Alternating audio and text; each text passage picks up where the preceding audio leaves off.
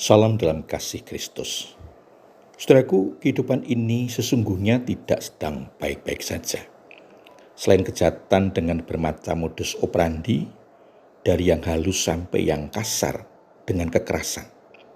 Di antara semua itu ada yang khas, yaitu penindasan yang mendatangkan luka dan kesedihan yang menguras air mata. Sayangnya ada di antaranya tidak ada yang menghibur. Tidak jarang yang menindas sekaligus mempunyai kekuasaan, sehingga mendatangkan duka yang dalam.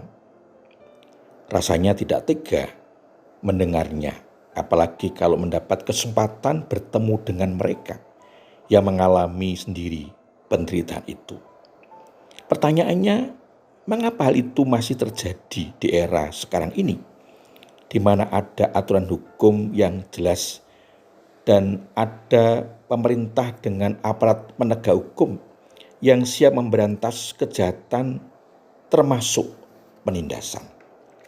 Secara khusus, apa yang harus dilakukan oleh orang-orang yang mengalami penindasan dalam hidup mereka? Demikian juga bagi kita, kalau kita mempunyai kesempatan bertemu dengan mereka yang mengalami penindasan, apa yang akan kita lakukan? Saudaraku, mari kita mencari jawabnya melalui renungan ajaran hidup kali ini. Sebelumnya mari kita mohon hikmat Tuhan dengan berdoa. Bapa di surga, segala pujian dan syukur kami naikkan kehadirat-Mu atas pembelian dan berkat-Mu dalam kehidupan kami sampai saat ini. Kami akan bersama-sama menerima firman-Mu, mohon berkat-Mu. Kiranya Roh Kudus memberikan hikmat kepada kami, agar kami dimampukan untuk dapat memahami, menghayati dan melaksanakan dalam kehidupan kami sehari-hari. Mohon ampun untuk semua kesalahan dan dosa kami. Di dalam Tuhan Yesus Kristus doa ini kami alaskan. Amin. Saudaraku yang dikasihi Tuhan Yesus Kristus, firman Tuhan yang akan kita dengar dan renungkan bersama diambil dari kitab Pengkhotbah pasal 4 ayat 1 sampai dengan 3 yang tertulis demikian. Lagi aku melihat segala penindasan yang terjadi di bawah matahari, dan lihatlah air mata orang-orang yang ditindas, dan tidak ada yang menghibur mereka, karena di pihak orang-orang yang menindas ada kekuasaan. Oleh sebab itu, aku menganggap orang-orang mati yang sudah lama meninggal lebih bahagia daripada orang-orang yang hidup, yang sekarang masih hidup. Tetapi yang lebih bahagia daripada keduanya itu, kuanggap orang yang belum ada, yang belum melihat perbuatan jahat yang terjadi di bawah matahari. Demikian firman Tuhan. Bagian firman Tuhan ini diberi tema Allah penghibur orang tertindas. Saudaraku, Salomo ketika melihat sekelilingnya dunia yang menolak faham jalan-jalan Allah, ia melihat penindasan di mana-mana, dan mereka yang tertindas tidak memiliki penghiburan. Maka penulis Pengkhotbah mengatakan, berbahagialah orang-orang yang telah meninggal karena tidak merasakan penindasan yang terjadi sekarang. Dan yang paling berbahagia adalah orang-orang yang belum ada atau belum lahir, karena belum melihat perbuatan jahat para penindas. Di dunia sekarang ini masih banyak penindasan, tetapi penghiburan telah tersedia karena Allah sumber segala penghiburan. Kitab 2 Korintus pasal 1 ayat 3 sampai dengan 4 menyatakan itu.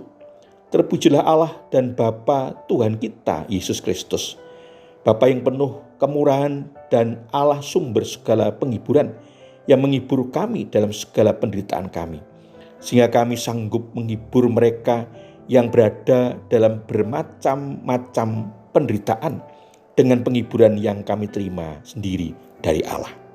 Saudaraku, kata menghibur dalam bahasa Yunani, paraklesis, berarti berdiri di sisi seorang sambil mendorong dan menolong pada saat kesukaran. Secara unggul Allah melakukan peran ini karena Dia mengutus Roh Kudus kepada anak-anaknya untuk menghibur mereka.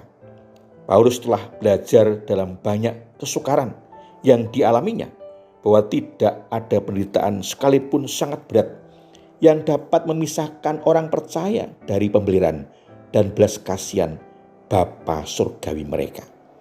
Kadang-kadang Allah mengizinkan kesukaran menimpa kehidupan kita supaya kita setelah mengalami penghiburannya dapat menghibur orang lain dalam kesukaran mereka.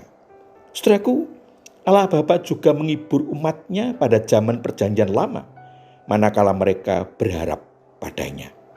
Saudara, ketika di bumi, Yesus juga membawa hiburan dan kesembuhan.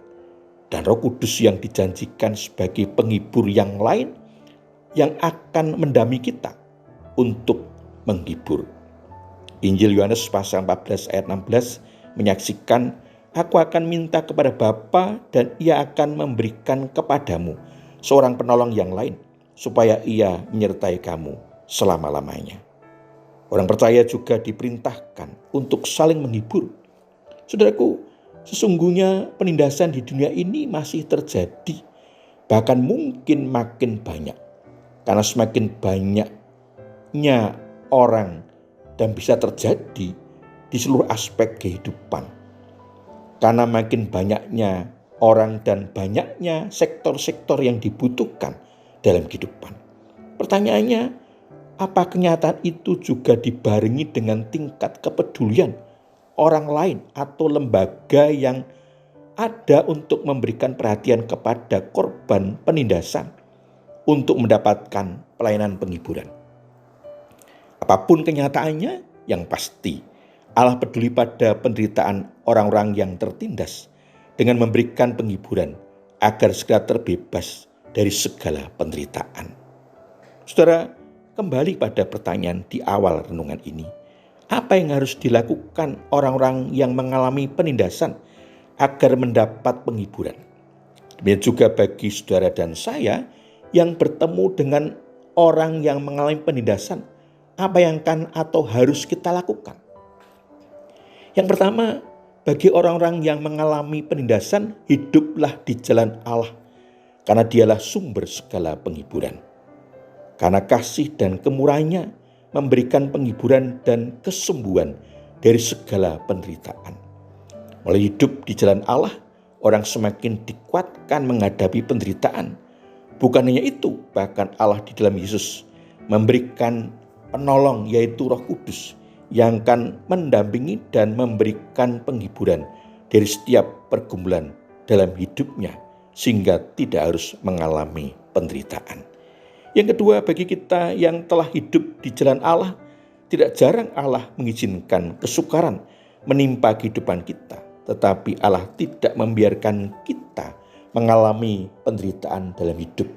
Kita akan merasakan penghiburan darinya, sehingga pengalaman itu kita bagikan kepada orang-orang yang mengalami penindasan, agar mereka pun juga akan mengalami penghiburan dalam penindasan dan merasakan kemurahan Allah yang menghibur, membebaskan, dan menyembuhkan.